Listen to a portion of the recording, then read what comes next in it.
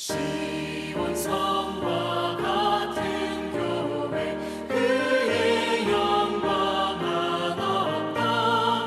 허락하신 말씀대로 주가 친히 세웠다. 반석 위를 세운 교회 흔들 자가 누구랴. 모든 원수를 워싸도 아무 근심 없도다. 생명샘이 솟아나와 모든 성도 마시니 언제든지 흘러넘쳐 부족함이 없도다. 이런 물이 흘러가니 목마를 자 누구랴. 주의 은혜 풍족하여 넘치고도 넘친다.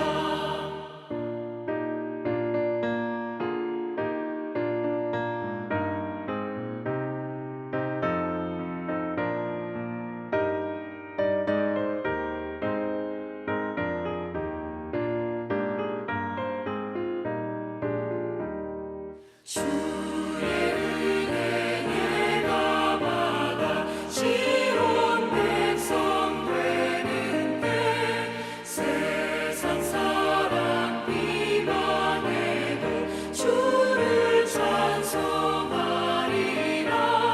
세상 얻은 모든 영광 아침 함께 같으나 주의 자녀 받을 복은 영원 무궁하도다. 아멘.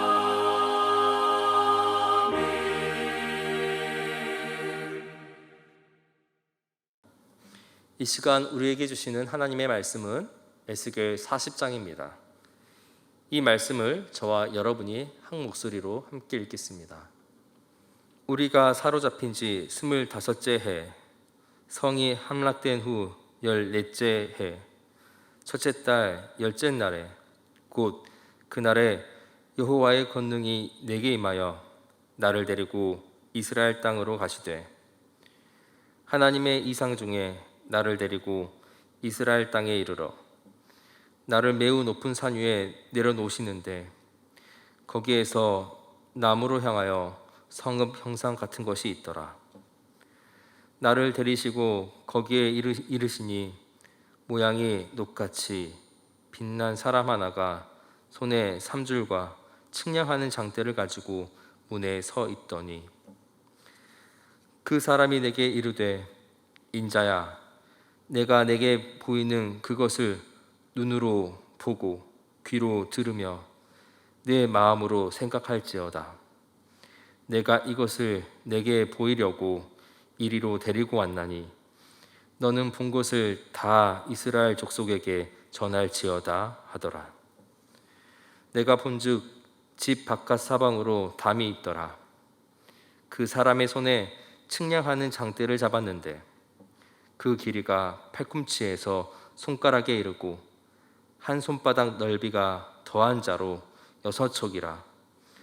그 담을 측량하니 두께가 한 장대요 높이도 한 장대며, 그가 동쪽을 향한 문에 이르러 층계에 올라 그 문의 통로를 측량하니 길이가 한 장대요 그 문 안쪽 통로의 길이도 한 장대며, 그 문간에 문지기 방들이 있는데 각기 길이가 한 장대요 너비가 한 장대요 갑방 사이 벽이 5척이며 안쪽 문 통로의 길이가 한 장대요 그 앞에 현관이 있고 그 앞에 앞문이 있으며, 그가 또 앞문의 현관을 측량하니 한 장대며 앞문의 현관을 또 측량하니 8척이요 그 문벽은 2척이라.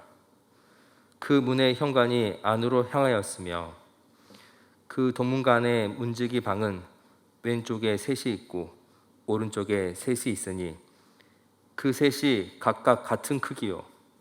그 좌우편의 벽도 다 같은 크기며 또 금은 통로를 측량하니 너비가 10척이요 길이가 13척이며 방 앞에 간막이 벽이 있는데 이쪽 간막이 벽도 한 척이요 저쪽 간막이 벽도 한 척이며 그 방은 이쪽도 6척이요 저쪽도 6척이며 그가 그 문간을 측량하니 이 방 지붕가에서 저 방 지붕가까지 넓이가 25척인데 방문은 서로 반대되었으며 그가 또 현관을 측량하니 너비가 20척이요 현관 사방에 뜰이 있으며 바깥문 통로에서부터 앞문 현관 앞까지 50척이며 문지기 방에는 각각 닫힌 창이 있고 문 앞 좌우편에 있는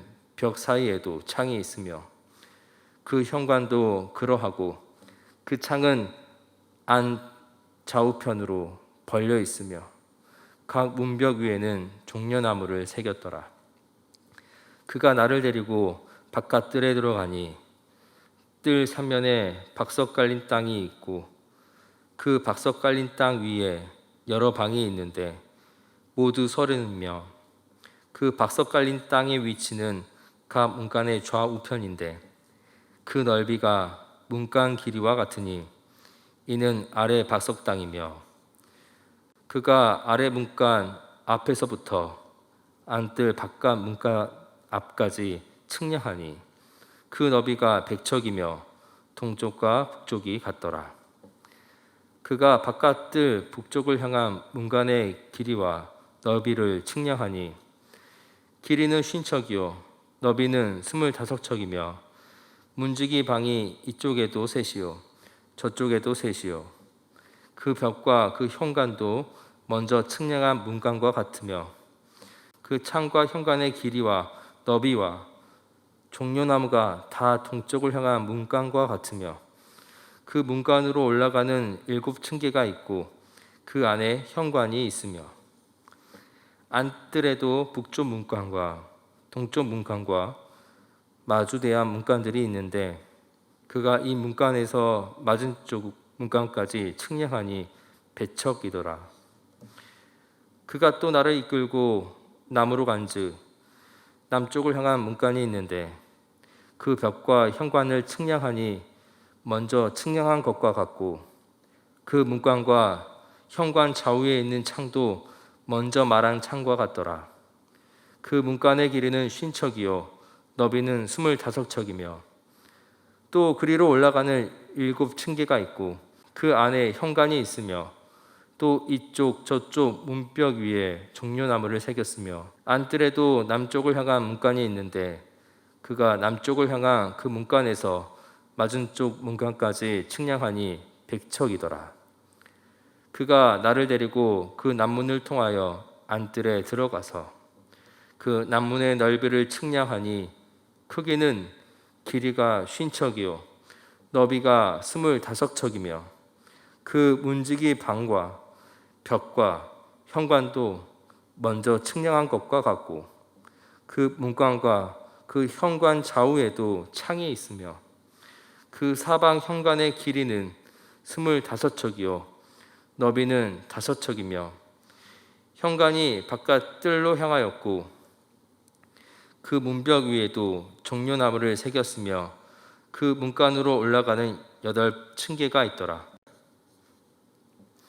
그가 나를 데리고 안뜰 동쪽으로 가서 그 문간을 측량하니 크기는 길이가 50척이요 너비가 25척이며 그 문지기 방과 벽과 현관이 먼저 측량한 것과 같고 그 문간과 그 현관 좌우에도 창이 있으며 그 현관이 바깥 뜰로 향하였고 그 이쪽 저쪽 문벽 위에도 종려나무를 새겼으며 그 문간으로 올라가는 8층계가 있더라.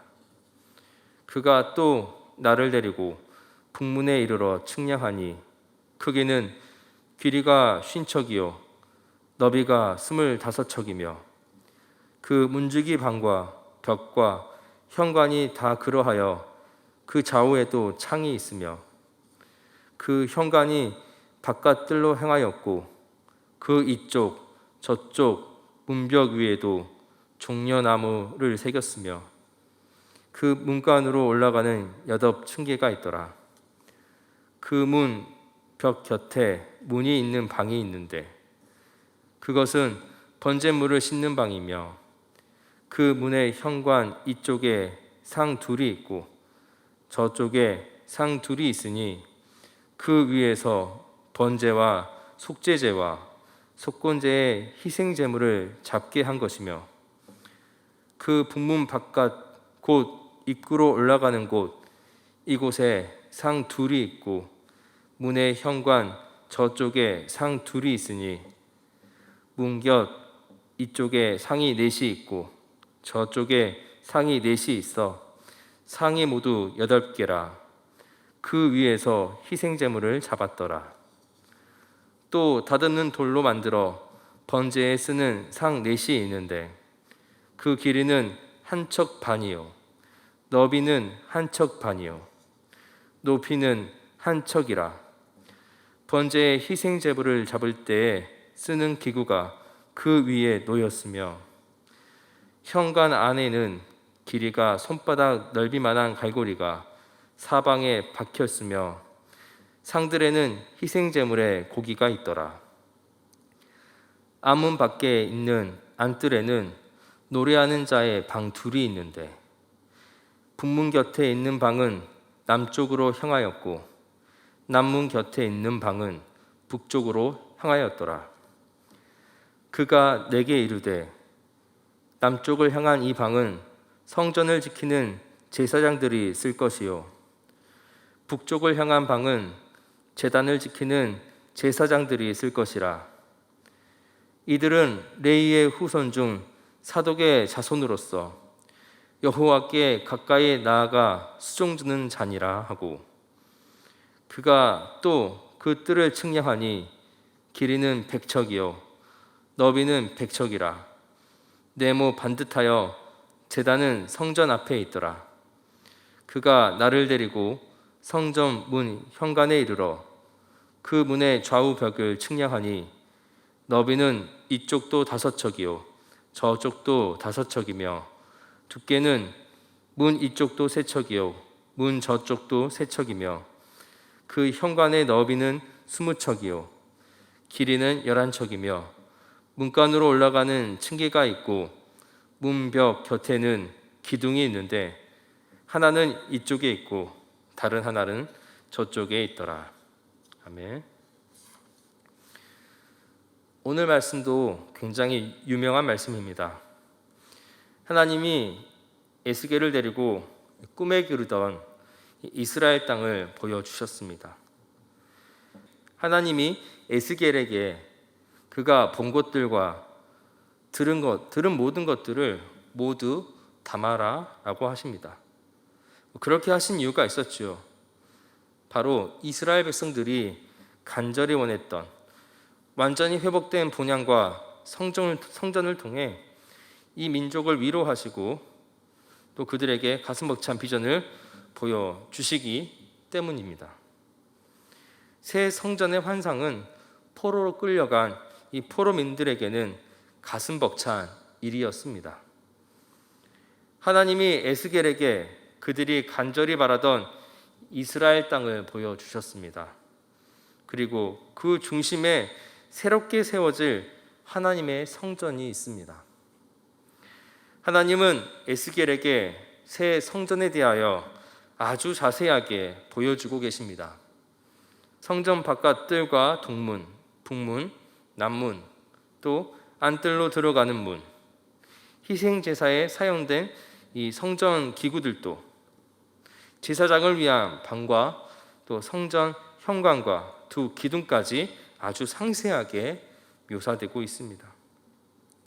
모든 것이 새롭고 거룩하게 지어져 있습니다.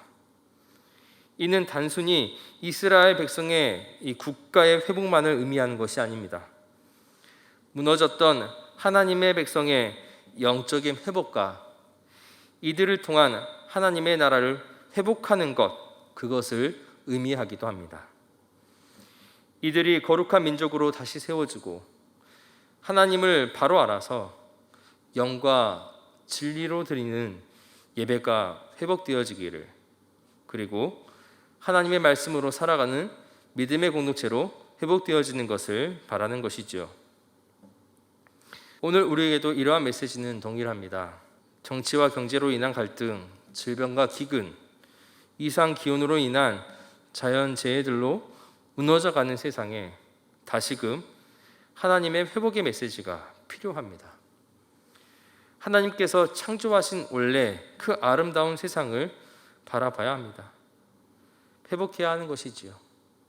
하나님은 오늘 우리에게 에스겔의 환상을 통해 이 땅에 어그러진 하나님의 나라를 회복하는 역사를 다시 보여주고 계십니다. 세상의 절망 속에서 단순한 해방을 말하는 것이 아닙니다. 다시금 새로워진 성전에서 드리는 영과 진리로 드리는 그 예배의 회복을 말씀하시는 것이지요. 다시 이 땅에 임하실 하나님의 완벽한 나라를 말씀하고 계십니다. 사랑과 정의로 가득한 하나님의 나라 말입니다. 전에도 보지 못하고 또 앞으로도 경험하지 못할 그 은혜가 넘치는 나라입니다. 하나님은 우리가 그러한 하나님의 나라를 바라보며 이 땅에서 소망을 잃지 않고 하나님의 나라 백성으로 살아가기를 원하십니다. 에스겔의 환상을 통해 오늘 우리에게 그러한 백성으로 살아가기를 원하시는 겁니다. 코로나로 인해서 뉴노멀의 시대가 도래했다고 합니다. 우리가 모든 방면에서 새로워져야 하는 기준을 잡아야 하는 시대가 사실은 이 코로나 때문에 더 빨리 온 것뿐이지요. 우리의 신앙생활도 마찬가지입니다. 코로나가 지난 이후에는 우리는 전에는 상상도 하지 못할 다양한 모습들을 경험하게 될 것입니다. 우리의 신앙에서도 새로운 성전에서 드리는 새로운 예배가 또한 생길 것이고, 새로운 모습으로 하나님을 향한 신앙을 고백하는 그런 신앙의 공동체들의 모습을 우리는 보게 될 것입니다. 우리 모두가 우리에게 주어진 환경에서 영과 진리로 예배드리며 삶을 통해 예수를 고백하며 살아갈 때 우리는 하나님께서 말씀하신 거룩한 성도로 거듭나게 될 것입니다. 함께 기도하시겠습니다. 사랑의 하나님, 언제나 우리와 함께 하시어 우리를 진리 가운데 인도하여 주심에 감사합니다.